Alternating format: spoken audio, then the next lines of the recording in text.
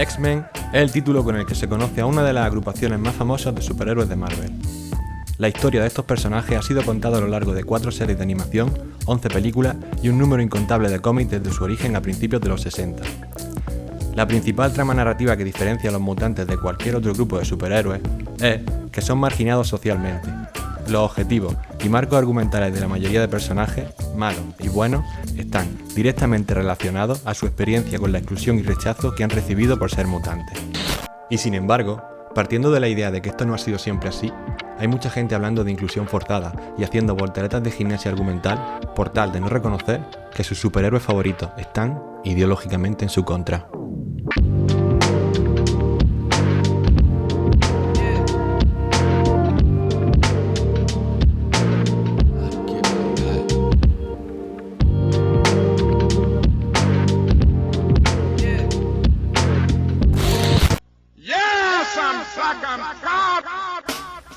Black, I'm proud. I'm black and I'm proud. Mutant and proud.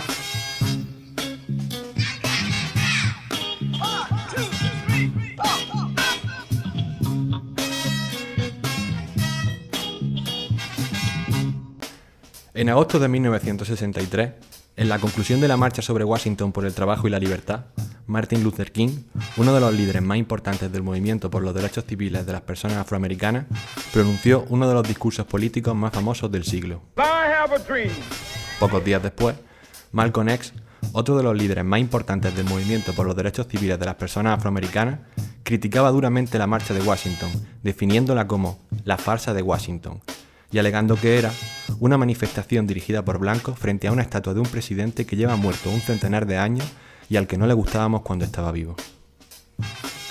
De esta forma, y en uno de los momentos más convulsos de la lucha por los derechos civiles en Estados Unidos, se abrían dos vertientes ideológicas dentro del movimiento: la conciliadora de Martin Luther King frente a la radical de Malcolm X. En septiembre de 1963, es decir, pocas semanas después de la marcha sobre Washington, X-Men aparece por primera vez en las páginas de un cómic. Dibujado por Jack Kirby y escrito por Stan Lee, The X-Men número 1 sería el principio de una historia que se contaría a lo largo de los siguientes 60 años. Desde su origen, los mutantes se autodividen en dos grupos, que se definen por cómo responden ideológicamente a su discriminación. Y cada uno de estos grupos tiene un líder ideológico, el pacifista e integrador, Profesor X, frente al violento y separatista, Magneto. By any means necessary. By any means necessary.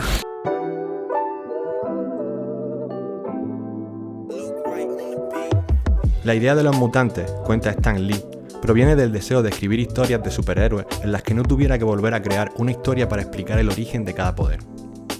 Así, nacieron los mutantes, humanos que de manera completamente aleatoria nacían con el gen X, una propiedad genética que hacía que estas personas desarrollaran superpoderes. Lejos de quedarse en el equipo protagonista, rápidamente la historia empezó a girar en torno al contexto social que generaba esta premisa, que era una sociedad que rechazaba, temía y marginaba a estas personas básicamente porque eran diferentes. Entre los mutantes orgullosos de su condición y los mutantes que desearían no serlo, la historia nos destaca que ninguno de ellos eligió ser diferente. I am begging you. I didn't ask for this, okay? I was born this way. Ain't that the rub? Stan Lee ha reconocido que cuando creó la historia, increíblemente, no estaba pensando en una metáfora de la discriminación hacia las minorías, pero que cuando la vio, le pareció algo que enriquecía la historia. De ahí a la actualidad, son incontables los autores por los que ha pasado la historia, pero es poco discutible que desde mitad de los 70 son pocos los autores que no han utilizado la alegoría de la discriminación racial y LGTB.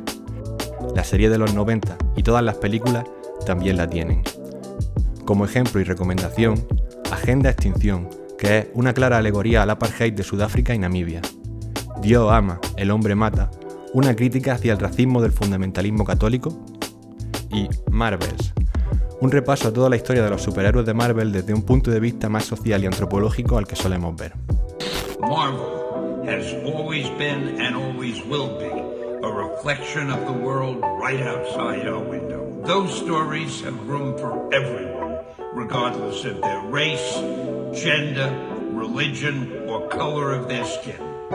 The only things we don't have room for are hatred, intolerance, and bigotry.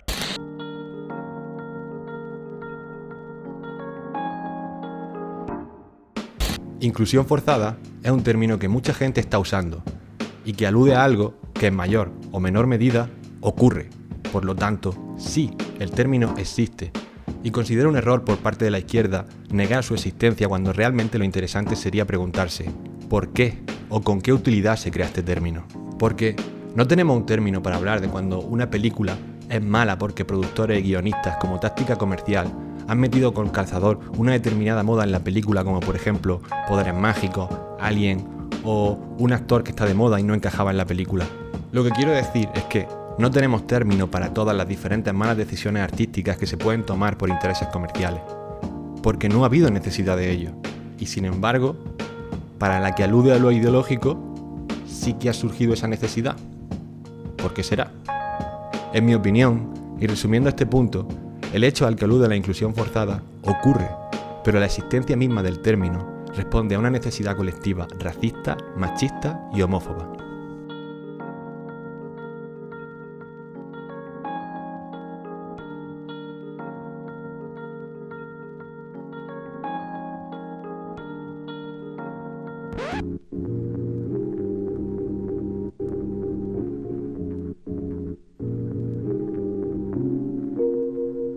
Una de las cosas que más se escuchó cuando se estrenó X-Men 97 es que Wu DiMaggio, director y guionista, se había cargado la serie, y rápidamente eso se vinculó con sus orientaciones sexuales. Supongo que esta gente, en la era pre-Twitter, no llegaron a enterarse de que Bryan Singer, director de casi todas las películas de X-Men, también pertenece al colectivo. Algo recurrente en cierto tipo de personas es que cuando algo a lo que le tienen apego con el paso de muchos años deja de ser lo que era para convertirse en otra cosa que ya no les gusta, solo son capaces de ver el problema en un individuo al que pueden ponerle cara, nombre y apellido. La personificación de individuos concretos y malvados que mueven los hilos desde puestos de poder y podrían ser reemplazados por otros que lo hicieran mejor, tanto para la derecha como para la izquierda, es siempre una explicación más sencilla que el complejísimo pero pertinente análisis del contexto histórico que acontece. Pero no es solo más fácil, sino que también es ideológico. Esta forma de entender la sociedad es una inclinación del eje político hacia aquella idea de Margaret Thatcher de no existe la sociedad, solo existen los individuos. Some socialists seem to believe that people should be numbers in a state computer. We believe they should be individuals.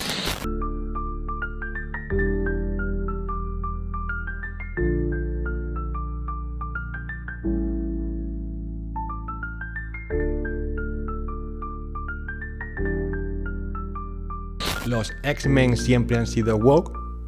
La respuesta corta es, probablemente no. Pero dejar la respuesta ahí, o aceptar este no como una victoria discursiva, teniendo en cuenta la raíz de la que surge el debate y el trasfondo ideológico que lo envuelve, sería falazmente impreciso. Un grupo de personajes ficticios, escritos durante décadas, no son productos de una sola persona, ni siquiera un grupo de individuos, sino que más bien son productos de un contexto histórico. Y claro que existe un movimiento capitalista que busca beneficiarse económicamente del auge de los movimientos sociales. Es innegable, pero lo que también es innegable es que los mutantes llevan representando a las minorías oprimidas de forma consciente e inconsciente más de 40 años, muchos años antes de que la inclusión de diversidad de razas, géneros u orientaciones sexuales fuera algo rentable comercialmente.